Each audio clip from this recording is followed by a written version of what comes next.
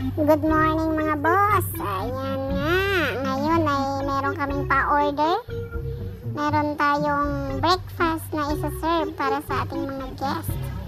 At syempre, ang inyong lingkod ang nautusan. Ano ba yan? Boss ako pero ako ang inutusan. Mukhang hindi tama yun mga boss. Diba?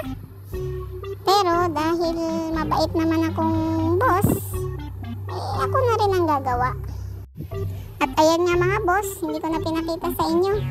Nagprito ako ng itlog. At syempre kapag may itlog, may kasamang talong. Sinalihan ko na rin ng corned beef. Mas swabe.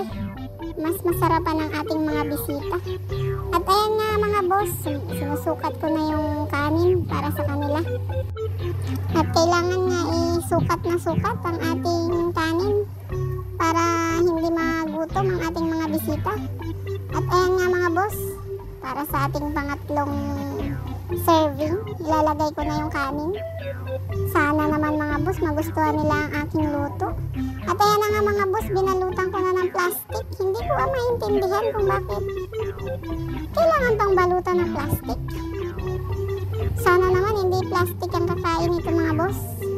At yan na nga, tapos na ako mga boss. Nilagay ko na dyan sa parihabang kahoy na yan.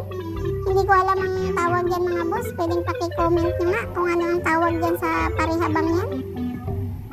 At dito na nga pumasok ang malaking problema. Tatlo kasi mga boss ang isa-serve ko. Kaya lang, dalawa lang ang kasya. Hirap na hirap ako magdesisyon mga boss kung paano ko gagawin, paano ko susolusyonan ang problema ko.